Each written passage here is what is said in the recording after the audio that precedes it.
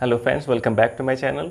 Friends, जैसा कि आप जानते हैं कि आजकल हम आपको सिंथेसिस पढ़ा रहे हैं और जिसमें हमने आपको बताया कि सिंथेसिस होता क्या है। और इसमें हम 3 टाइप के सेंटेंसेस बनाते हैं, सिंपल सेंटेंस, कॉम्प्लेक्स सेंटेंस और कंपाउंड सेंटेंस।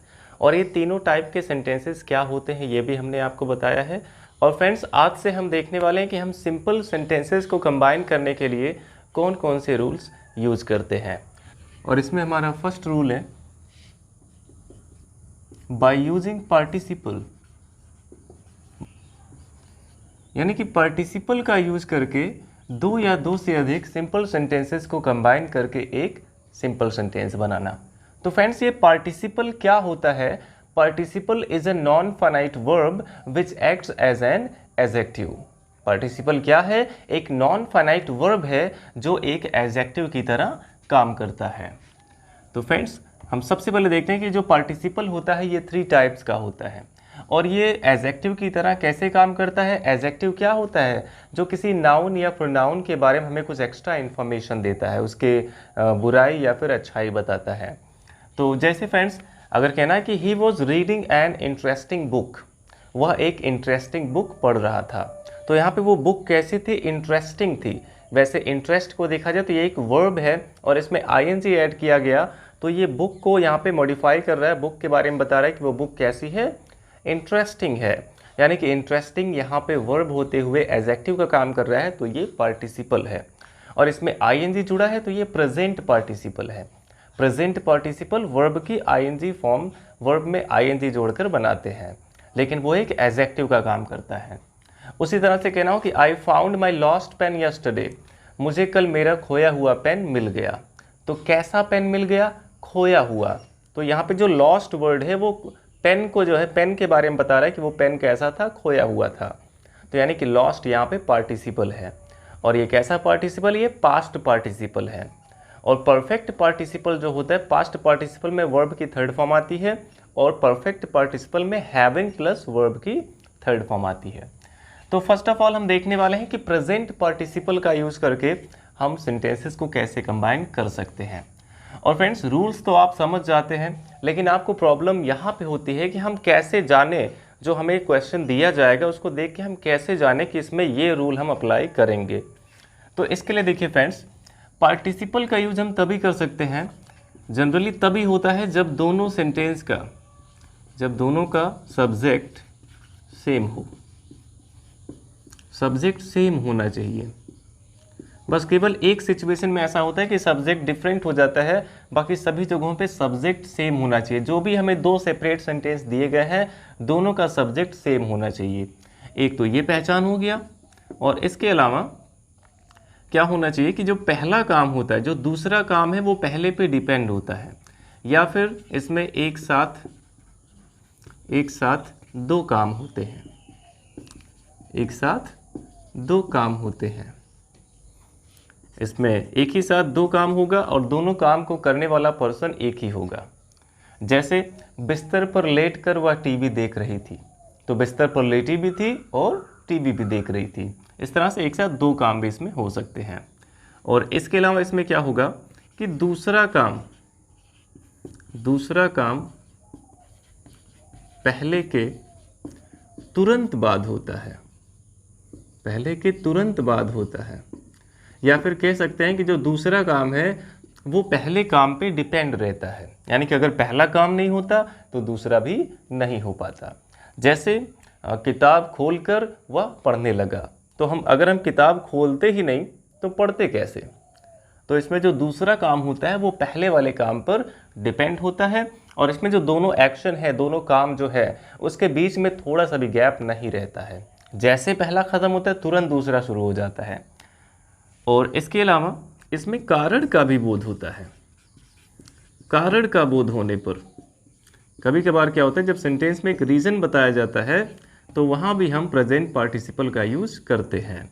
जैसे बीमार होने के कारण वह स्कूल नहीं जा सका, तो being ill he could not go to school. तो यहाँ पे बीइंग इल, ये यहाँ पे प्रेजेंट पार्टिसिपल है। और इसके अलावा क्या होता है कि यदि किसी को कुछ करते हुए यदि किसी को कुछ करते हुए देखा, पाया या सुना जाए। जब किसी को कुछ करते हुए देखा, पाया या फिर सुना जाए तो वहाँ भी हम प्रेजेंट पार्टिसिपल का यूज करते हैं। तो ये सब इसका पहचान है फ्रेंड्स प्रेजेंट पार्टिसिपल का। इनमें से कोई भी सिचुएशन अगर रहता है जो हमें सेंटेंस दिए गए हैं कंबाइन करने के लिए, उनमें अगर इनमें से कोई भी सिचुएशन रहता है तो हमें समझ जाना है कि यहाँ पे हमें प्रेजेंट पार्टिसिपल का यूज़ करना है। और इसका रूल क्या होता है प्रेजेंट पार्टिसिपल का? सबसे पहले हम वर्ब की आईएनजी फॉर्म, जो पहला एक्शन है, जो काम पहले हो रहा है, उसमें हम सबसे पहले आईएनजी ऐड कर देते हैं और इसके बाद इस काम से रिलेटेड जो हमारा ऑब्जेक्ट है उसको लिखेंगे। सबसे पहले जो पहला काम हुआ उसका आईएनजी फॉर्म और इसके बाद इससे रिलेटेड जो ऑब्जेक्ट है उसको लिखेंगे और फिर हम कॉमा लगा के जो हमारा दूसरा सेंटेंस होगा उसको प्रिंसिपल क्लॉज की तरह लिख देंगे, यानी कि उसको पूरा का पूरा वैसे लिख देना है। तो बस ये छोटा सा फॉर्मूला इसका है, इसी के अनुसार हमें कंबाइन करना होगा। और कहीं कहीं पे क्या होता है, इसका उल्टा हो जाता है जब ये पांचवा वाला सिचुएशन रहता है। जब किसी को कुछ करते हुए देखा, पाया या सुना जाएगा तो इसका ऑपोजिट हो जाता है, यानी कि तब हम क्या करते हैं, प्रिंसिपल क्लॉज को सबसे पहले लिखते हैं। प्रिंसिपल क्लॉज सबसे पहले आ जाएगा और इसके बाद हम वर्ब की आईएनजी फॉर्म लिखते हैं, ये इसका जो है, और इसके साथ कोई ऑब्जेक्ट होगा तो ऑब्जेक्ट भी लिखेंगे। तो ये फॉर्मूला कब काम करेगा, इस पांचवें सिचुएशन में, जब किसी को कुछ करते हुए देखा, पाया या सुना जाएगा तो प्रिंसिपल क्लॉज पहले आ जाएगा। तो फ्रेंड्स आई होप इतना आपको समझ में आया होगा। अब इसके बाद हम एग्जाम्पल के माध्यम से समझ लेते हैं कि हम किस तरह से पार्टिसिपल का यूज करके, प्रेजेंट पार्टिसिपल का यूज करके सेंटेंसेस को कंबाइन कर सकते हैं। तो देखिए फ्रेंड्स, हमारा फर्स्ट एग्जाम्पल है। अब हम एग्जाम्पल के माध्यम से इसको समझते हैं। फर्स्ट एग्जाम्पल हमारा है, he opened the book, he opened the book, he began to read, he began to read, he opened the book, यानी कि उसने किताब खोला, he began to read, वह पढ़ने लगा, वह किताब खोला, वह पढ़ने लगा। तो सबसे पहले तो हम देखेंगे जो हमें सेपरेट सेंटेंस दिया गया है, क्या इसमें दोनों का सब्जेक्ट सेम है? तो देखिए यहाँ भी सब्जेक्ट ही है और यहाँ भी सब्जेक्ट ही है, दोनों का सब्जेक्ट सेम है बिल्कुल। और इसमें कौन सा सिचुएशन है, यानी कि जैसे ही किताब खोला तुरंत वो पढ़ने लगा, यानी कि पहला काम समाप्त होते ही तुरंत दूसरा शुरू हो गया, इसमें थोड़ा सा भी समय नहीं लगा। देखिए किसी को पढ़ना होगा तो जैसे बुक खोलेगा पढ़ना स्टार्ट कर देगा। तो इसमें क्या करना है हमें, सबसे पहले जो पहला काम हुआ इसको हम प्रेजेंट पार्टिसिपल के रूल से कंबाइन करते समय क्या करेंगे, पहला काम जो इसमें हो रहा है किताब को खोलने का, तो इसलिए सबसे पहले हम पहला वर्ब लिखेंगे ओपन और इसमें हम आईएनजी ऐड करेंगे, हो जाएगा ओपनिंग। अब इसके बाद देखिए ओपनिंग के बाद ऑब्जेक्ट हमारा है the book, opening the book, सबसे पहले पहले वर्ब की आईएनजी फॉर्म और उसके बाद इससे रिलेटेड ऑब्जेक्ट है द बुक, तो इसको लिखा गया।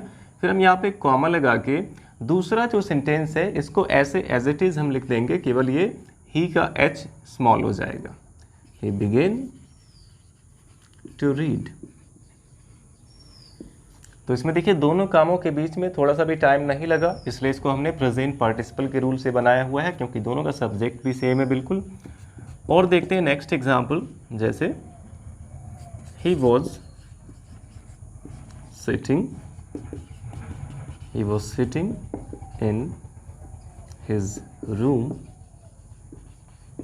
he was sitting in his room, he was watching TV, he was watching TV, वह अपने कमरे में बैठा हुआ था, he was watching TV, वह टीवी देख रहा था। तो जब इसको हिंदी में कंबाइन करेंगे तो क्या हो जाएगा, कमरे में बैठकर, अपने कमरे में बैठकर वह टीवी देख रहा था। तो पार्टिसिपल का पहचान है कि जब आप हिंदी वाला सेंटेंस बनाते हैं तो उसमें कर, करके या हुए आ जाता है।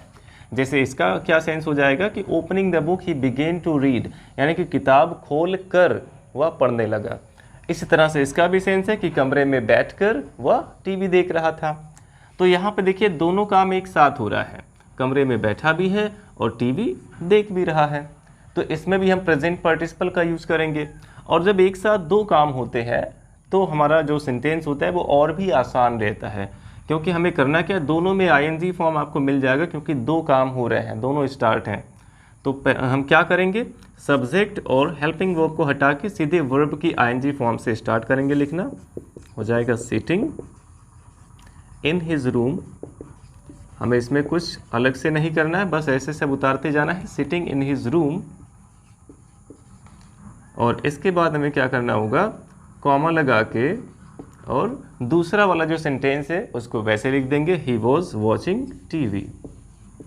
He was watching TV. इस तरह से हम इसको कंबाइन कर सकते हैं। तो आई होप आपको ये दोनों एग्जाम्पल समझ में आए होंगे। अब इसके बाद हम इसके और भी एग्जाम्पल्स देख लेते हैं। तो देखिए फ्रेंड्स, हमारा नेक्स्ट एग्जाम्पल है, third example, he was tired. He was tired, he sat under a tree. He was tired, he sat under a tree. यानी कि वह थका हुआ था, वह एक पेड़ के नीचे बैठ गया। वह थका था, वह एक पेड़ के नीचे बैठ गया। तो यहाँ पे देखिए एक रीज़न का बोध इसमें हो रहा है कि वह पेड़ के नीचे क्यों बैठ गया, क्योंकि वो थका हुआ था। तो यहाँ पे एक रीज़न का बोध हो रहा है और दोनों का सब्जेक्ट सेम है, तो इसमें भी हम प्रेजेंट पार्टिसिपल का यूज कर सकते हैं। तो यहाँ पे देखिए सबसे पहला काम हम क्या करते हैं, जो हमारा वर्ब है, पहला वर्ब उसकी आईएनजी फॉर्म लिखते हैं। और इसमें हमारा पहला वर्ब क्या है, वॉज है, तो हमें वॉज का आईएनजी फॉर्म लिखना है। लेकिन वॉज का आईएनजी फॉर्म वॉजिंग नहीं होगा, क्योंकि आईएनजी हमेशा बेस फॉर्म में जोड़ा जाता है। लेकिन वॉज का बेस फॉर्म क्या होता है, वॉज का बेस फॉर्म बी होता है। जो इज, एम, आर, वॉज, वर, ये सभी चीज़ें हैं, इसका बेस फॉर्म क्या होता है, बी होता है। तो हम क्या करेंगे, सबसे पहले वॉज का बेस फॉर्म लिखेंगे बी और इसमें ऐड करेंगे आईएनजी, इसलिए यहाँ पे हो जाता है बीइंग। तो जब भी यहाँ पे इज, एम, आर, वॉज, वर रहेगा तो हमें इसमें बीइंग का यूज करना होगा। इसका बेस फॉर्म बी और इसमें आईएनजी ऐड हो जाएगा। अब इसके बाद इससे रिलेटेड यहाँ पे वर्ब है टायर्ड, बीइंग टायर्ड। अब फुल स्टॉप की जगह पे कॉमा लगा के पूरा सेंटेंस वैसे नोट कर लेना है, ही sat अंडर अ ट्री। तो इस तरह से फ्रेंड, जब भी एक रीजन का बोध होगा, एक कारण का बोध होगा, तो वहां पे आपको बीइंग का यूज करना पड़ेगा। लेकिन आपको देखना है कि दोनों का सब्जेक्ट सेम ही होना चाहिए। जैसे हो गया, the tiger was hungry, the tiger was hungry, he killed a goat.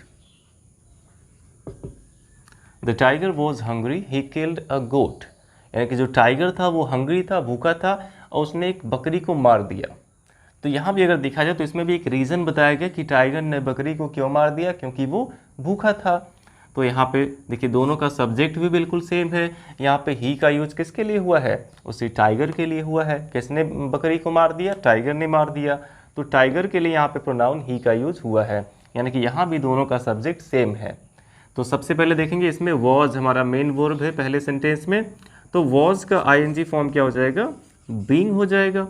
और फिर हम यहाँ पे एडजेक्टिव जो है ये लिख देंगे, हंग्री, बीइंग हंग्री। फिर फुल स्टॉप की जगह पे कॉमा का यूज़ करके पूरा वैसे लिख देंगे। लेकिन यहाँ पे देखिए इसमें आप अब ही से स्टार्टिंग नहीं करेंगे, बल्कि ही के स्थान पे आपको ये नाउन ही लिखना पड़ेगा। क्योंकि यहाँ पे ही क्यों आ गया, क्योंकि इसके पहले सेंटेंस में नाउन का मेंशन हुआ था, बट अभी यहाँ पे कहीं भी नाउन का मेंशन नहीं हुआ है, इसलिए आपको प्रोनाउन नहीं बल्कि ये नाउन ही यहाँ पे लिखना होगा। तो यहाँ पे हो जाएगा, द टाइगर किल्ड अ गोट। तो ये चीज़ आपको समझना होगा कि अगर यहाँ पे प्रोनाउन का यूज हुआ है और आप इसको कंबाइन कर रहे हैं, तो इसके जगह पे आपको जो मेन इसका नाउन है वही लिखना होगा, द टाइगर किल्ड अ गोट। तो इस तरह से आप बीइंग से स्टार्टिंग कर सकते हैं जब भी रीजन का बोध होगा। अब इसके बाद हम नेक्स्ट टाइप के देख लेते हैं एग्जाम्पल्स। तो नेक्स्ट एग्जाम्पल देखते हैं, he went to market, he bought he bought vegetables. He went to market, he bought vegetables. वह बाजार गया और उसने सब्जियां खरीदा। तो इसको जब हिंदी में कंबाइन कर लेंगे तो क्या होगा, बाजार जाकर वह सब्जी खरीदा। तो यहाँ भी कर आ गया, जाकर। तो जिस वर्ब में कर आता है उसी का यहाँ पे हमें आईएनजी फॉर्म लिखना है। तो जाकर है यानी कि गो का आईएनजी फॉर्म सबसे पहले आएगा। यहाँ पे वेंट है हमारा वर्ब, तो यहाँ पे हो जाएगा सबसे पहले गोइंग। इस सेंटेंस में देखिए, बाजार जाकर उसने सब्जी खरीदा। अगर वो बाजार नहीं जाता तो सब्जी नहीं खरीदता। तो जो दूसरा काम है वो पहले काम पर डिपेंड है और दोनों का सब्जेक्ट भी सेम है। तो यहाँ पे हम प्रेजेंट पार्टिसिपल का यूज कर सकते हैं। सबसे पहले वेंट का आईएनजी फॉर्म हो गया गोइंग, और इसके बाद हम लिखेंगे to market, going to market. फिर फुल स्टॉप की जगह पे कॉमा का यूज करके दूसरा सेंटेंस एज इट इज लिखना है, ही बॉट वेजिटेबल्स। तो इस तरह से आप ऐसे सेंटेंसेस को कंबाइन कर सकते हैं जिसमें जो है दूसरा वाला काम पहले काम पर डिपेंड होगा। अब इसके बाद जो पांचवा सिचुएशन जो हमने आपको बताया था कि जिसमें किसी को कुछ करते हुए देखा, पाया या फिर सुना जाएगा, ऐसा एग्जाम्पल हम देख लेते हैं। जैसे I saw a dog, I saw a dog यानी कि मैंने एक कुत्ते को देखा। और दूसरा सेंटेंस है it was barking, it was barking on the road. तो ये एग्जाम्पल हमारा है कि आई सॉ अ डॉग, मैंने एक कुत्ते को देखा। It was barking on the road, वह सड़क पर भौंक रहा था। अब दोनों को जब हम कंबाइन करेंगे तो मैंने सड़क पर भौंकते हुए एक कुत्ते को देखा। तो यहाँ पे हुए आ जाता है, भौंकते हुए आ गया इसमें। तो इसमें देखिए फ्रेंड्स, ऐसे सेंटेंसेस को आप कैसे पहचानेंगे कि इसमें हमें वर्ब की आईएनजी फॉर्म स्टार्टिंग में नहीं लगाना है, ये कैसे पहचानेंगे? इसमें देखिए दोनों का सब्जेक्ट डिफरेंट है, यहाँ पे सब्जेक्ट आई है और यहाँ पे सब्जेक्ट इट है। तब हम कैसे पहचान करेंगे कि इसमें हम प्रेजेंट पार्टिसिपल लगाएंगे और वर्ब की आईएनजी फॉर्म से स्टार्टिंग नहीं करेंगे? ये कैसे पता चलेगा? ऐसे सेंटेंसेस में जो पहले सेंटेंस का हमारा ऑब्जेक्ट है, पहले का जो ऑब्जेक्ट है वही दूसरे का सब्जेक्ट होता है।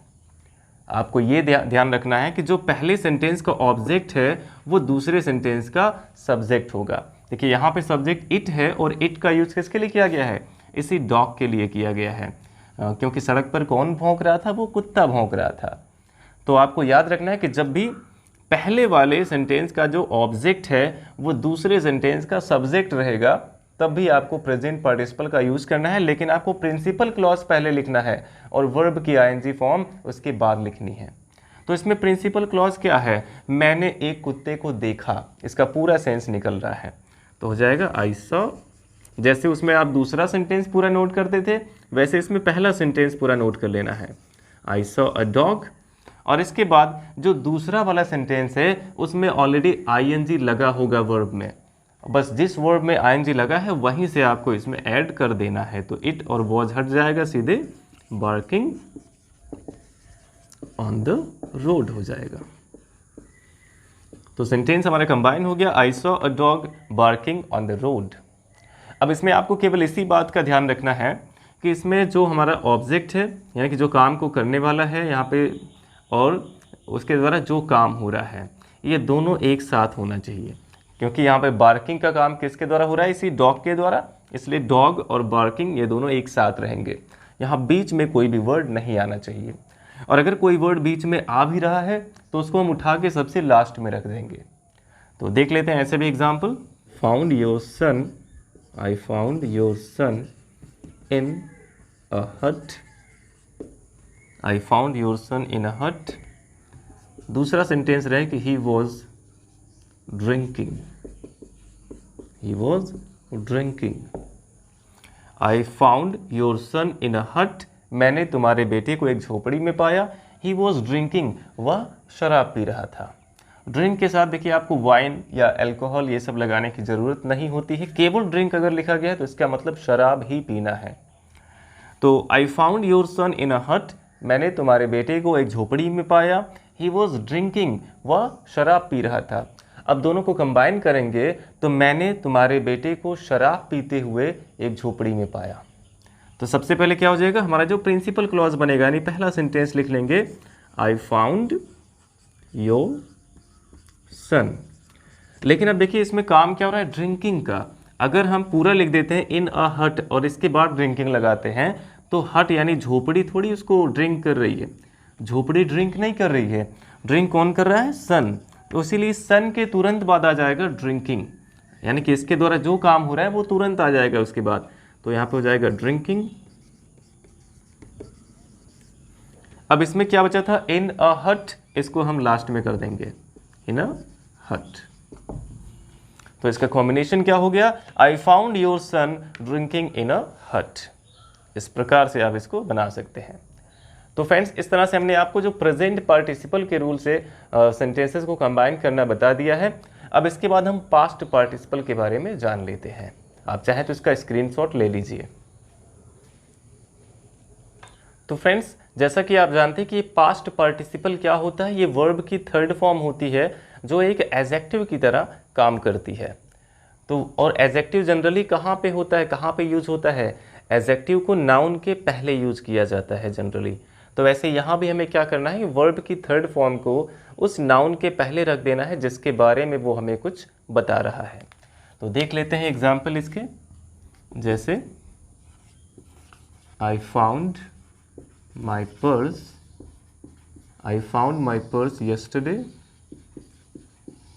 मैंने कल अपना पर्स पाया, मैंने कल अपना पर्स पाया, इट वॉज लॉस्ट, यह खो गया था। आई फाउंड माई पर्स यस्टरडे, यानी कि मैंने कल अपना पर्स पाया, इट वॉज लॉस्ट, यह खो गया था। तो जब दोनों सेंटेंस को कंबाइन करते हैं तो क्या होगा कि मैंने कल अपना खोया हुआ पर्स पाया, मैंने कल अपना खोया हुआ पर्स पाया। तो पर्स के पहले आ गया खोया हुआ, और इसमें खोया हुआ की अंग्रेजी क्या है, लॉस्ट। यानी कि हमें क्या करना है, जो हमारा मेन सेंटेंस है उसी को पूरा लिखना है। दूसरे में जहाँ पे ये वर्ब की थर्ड फॉर्म है, इसको उठा के हमें नाउन के पहले रख देना है। तो क्या हो जाएगा, आई फाउंड, मैंने पाया, माई, इसमें जो पर्स है नाउन हमारा, इसके पहले आ जाएगा लॉस्ट, माई लॉस्ट पर्स यस्टरडे। तो हो गया I found my lost purse yesterday, मैंने कल अपना खोया हुआ पर्स पाया। तो यहाँ पे हमने क्या किया, केवल नाउन के पहले वर्ब की थर्ड फॉर्म ला के रख दी जो एक एडजेक्टिव का काम कर रहा है इस नाउन के लिए। नेक्स्ट एग्जाम्पल इसका देख लेते हैं, जैसे I saw a bird on my roof, I saw a bird on my roof, it was injured. अब यहाँ भी देखिए फ्रेंड, दोनों का सब्जेक्ट यहाँ भी सेम नहीं है। I saw a bird on my roof, मैंने अपने छत पर एक चिड़िया को देखा, इट वॉज इंजर्ड, वह घायल थी। तो कौन घायल था, यहाँ पे इंजर्ड किसके लिए यूज हुआ है, इस चिड़िया के लिए यूज हुआ है। तो आपको देखना है कि जो इसमें वर्ब की थर्ड फॉर्म जो एडजेक्टिव का काम कर रहा है वो किस नाउन के लिए, इसमें एक नाउन तो रूफ भी है और एक नाउन इसमें बर्ड है, लेकिन इंजर्ड कौन है, रूफ नहीं है बल्कि बर्ड है। तो आपको जो जिसमें उस नाउन का मेंशन हुआ है आपको वही सेंटेंस पूरा लिखना है। जैसे हो गया आई सॉ अ, अब देखिए लेकिन इसमें जो नाउन आया हुआ है, नाउन के ठीक पहले आपको ये एडजेक्टिव ला के रख देना है। तो बर्ड के साथ तो ए लगा हुआ था, बट यहाँ पे इंजर्ड ई से इसका उच्चारण शुरू है, इसलिए यहाँ पे एन हो जाएगा, एन इंजर्ड। तो ये सब भी आपको ध्यान रखना होगा। I saw an injured bird on my roof. तो यहाँ भी हमने क्या किया, जहाँ पे हमारा नाउन था उसके ठीक पहले ये वर्ब की थर्ड फॉर्म को लाके रख दिया। अब इसके बाद फ्रेंड देखिए कभी कभी जो है इसमें भी हम क्या करते हैं, जैसे हम वर्ब की आईएनजी फॉर्म प्रेजेंट पार्टिसिपल में सबसे पहले लगा देते हैं, वैसे यहाँ भी वर्ब की थर्ड फॉर्म को सबसे पहले लगा के लिखा जा सकता है। एग्जाम्पल देख लेते हैं, he was tired, he was tired of playing, he was tired of playing, he returned home, he returned home। यानी कि वह खेलते खेलते थक गया था। ही रिटर्न होम, वह घर लौट आया। वह खेलते खेलते थक गया था और वह घर लौट आया। तो देखिए इसको जब हम कंबाइन करते हैं तो सीधे आप टायर्ड से स्टार्टिंग कर सकते हैं कि टायर्ड ऑफ प्लेइंग, फिर कॉमा लगा के ही रिटर्न्ड होम। तो इस तरह से जैसे प्रेजेंट पार्टिसिपल को हम आईएनजी से स्टार्ट करते थे, वैसे भी कभी कभी इसमें वर्ब की थर्ड फॉर्म से स्टार्टिंग कर सकते हैं। लेकिन जनरली आपको एग्जाम्पल्स ऐसे ही मिलेंगे जिसमें केवल नाउन के पहले आपको वर्ब की थर्ड फॉर्म ला के रख देना है। तो इस तरह से आप पास्ट पार्टिसिपल का यूज करके सेंटेंसेस को कंबाइन कर सकते हैं। आई होप आपको समझ में आ गया होगा। अब इसके बाद हम देख लेते हैं परफेक्ट पार्टिसिपल का यूज करना। अब आप चाहे तो इसका स्क्रीनशॉट ले लीजिए। तो फ्रेंड्स अब हमें देखना है कि हम परफेक्ट पार्टिसिपल का यूज करके दो या दो से अधिक सिंपल सेंटेंसेस को कंबाइन करके एक सिंपल सेंटेंस कैसे बना सकते हैं। तो फ्रेंड जैसा कि इसके नाम से क्लियर है, परफेक्ट पार्टिसिपल, परफेक्ट का मतलब क्या होता है? पूर्ण। यानी कि इसमें क्या होता है, जब पहला वाला एक्शन हमारा पूरी तरह से कंप्लीट हो जाता है उसके बाद दूसरा काम होता है। पहला एक्शन पूरी तरह से कंप्लीट होने के बाद, इसको आप यहाँ पे लिख सकते हैं कि पहला काम पूरी तरह से समाप्त होने के बाद दूसरा काम होता है। समाप्त होने के बाद दूसरा काम होता है। ये इसका पहचान है। जब पहला काम पूरी तरह से समाप्त हो जाएगा उसके बाद दूसरा काम होगा। और इसमें क्या होता है कि दोनों कामों के बीच में, मान लेते हैं एक एक्शन यहाँ पे एक एक्शन यहाँ पे है, तो दोनों कामों के बीच में थोड़े टाइम का गैप भी रहता है इसमें। ये चीज़ इंपॉर्टेंट है, आपको याद रखना है। और इसका रूल क्या है कि इसमें हम सबसे पहले हैविंग का यूज़ करते हैं, क्योंकि परफेक्ट है तो इसमें हम सबसे पहले हैविंग का यूज़ करते हैं और हैविंग के बाद वर्ब की थर्ड फॉर्म आती है। और इसके बाद इस वर्ब से रिलेटेड जो ऑब्जेक्ट होगा उसको लिखेंगे और फिर हम प्रिंसिपल क्लॉज यानी कि दूसरा सेंटेंस वैसे ही लिख लेंगे। और अगर इसमें पहला वाला जो सेंटेंस होता है वो अगर पैसिव वॉइस का होता है तो हैविंग के साथ हम बीन का भी यूज़ कर देते हैं जब पहला सेंटेंस हमारा पैसिव वॉइस में होता है। तो इसके भी हम कुछ एग्जाम्पल्स देख लेते हैं। जैसे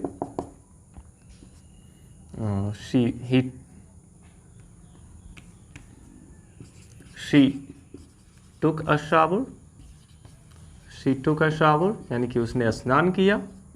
she went to worship, she went to worship, वह पूजा करने गई। she took a shower, उसने स्नान किया। she went to worship, वह पूजा करने गई। तो स्नान करने और पूजा करने दोनों कामों के बीच में थोड़े टाइम का गैप हो जाएगा। तो यहाँ पे हम परफेक्ट पार्टिसिपल का यूज करेंगे। सबसे पहले इसमें हमें हैविंग का यूज करना है और इसके बाद देखिए जो इसमें पहला वाला एक्शन है, पहला एक्शन क्या है? टेक अ शावर, जिसका मतलब स्नान करना होता है। तो अब टुक का हमें थर्ड फॉर्म लिखना होगा क्योंकि हैविंग के साथ हमेशा थर्ड फॉर्म आता है।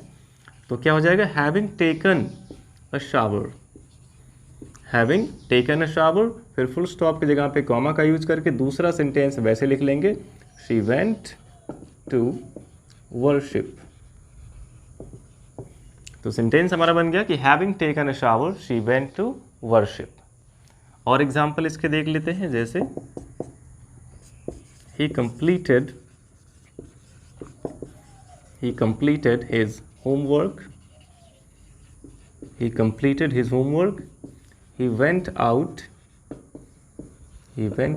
to play। अब देखिए इसमें कंप्लीट आ गया है, इसका मतलब कि जब पूरा पहला काम पूरी तरह से कंप्लीट हो गया, होमवर्क पूरी तरह से कंप्लीट कर लिया, उसके बाद वह बाहर खेलने गया। तो यहाँ भी हमें परफेक्ट पार्टिसिपल का यूज़ करना है। सबसे पहले आ जाएगा हैविंग और इसके बाद वर्ब की थर्ड फॉर्म होगी कंप्लीटेड, हैविंग कंप्लीटेड। फिर ऑब्जेक्ट लिख देंगे हिज होमवर्क। फुल स्टॉप की जगह पे कॉमा का यूज़ करके दूसरा जो हमारा सेंटेंस है इसको पूरा वैसे लिखेंगे, he went out to play. तो ये सेंटेंस हमारा कंबाइन हो गया कि having completed his homework he went out to play. यानी कि अपना होमवर्क कंप्लीट करके वह बाहर खेलने गया। तो फ्रेंड्स आई होप इतना आपको समझ में आया होगा। अब इसके बाद हम देख लेते हैं कि अगर पहला वाला सेंटेंस हमारा पैसिव वॉइस में होगा तब हम उसको कैसे परफेक्ट पार्टिसिपल का यूज़ करके कंबाइन करेंगे। तो फ्रेंड्स देखिए हमारा एग्जाम्पल है कि he was beaten by the teacher, यानी कि टीचर के द्वारा उसे पीटा गया। He left his school for ever, उसने हमेशा के लिए अपना स्कूल छोड़ दिया। He was beaten by the teacher, वह टीचर के द्वारा पीटा गया। He left his school for ever, और उसने हमेशा के लिए अपना स्कूल छोड़ दिया। तो यहाँ पे देखिए फ्रेंड्स, ये जो पहला वाला हमारा सेंटेंस इसमें है ही was beaten by the teacher, ये हमारा पैसिव वॉइस का सेंटेंस है। और हमने आपको बताया कि जब भी हमारा पहला सेंटेंस पैसिव वॉइस में होगा तो हम क्या करेंगे, हैविंग के साथ बीन भी ऐड कर देंगे। तो इसको कंबाइन करने के लिए हम सबसे पहले इसमें हैविंग का यूज़ करेंगे, और हैविंग के बाद आ जाएगा बीन, हैविंग बीन, फिर वर्ब की third form beaten, having been beaten by the teacher, having been beaten by the teacher, फिर कॉमा लगा के हम दूसरा वाला सेंटेंस लिख सकते हैं कि he left his school, he left his school forever। तो फ्रेंड्स आई होप आपको ये समझ में आ गया होगा, और इस तरह से हम प्रेजेंट पार्टिसिपल, पास्ट पार्टिसिपल और परफेक्ट पार्टिसिपल, इन तीनों टाइप के पार्टिसिपल का यूज करके दो या दो से अधिक सिंपल सेंटेंसेस को कंबाइन करके एक सिंपल सेंटेंस बना सकते हैं। आई होप आपको ये पूरा समझ में आ गया होगा। अब आपको यहाँ पे कुछ होमवर्क दिया जा रहा है जिसे आपको सॉल्व करके मुझे कमेंट बॉक्स में बताना है। Thanks for watching.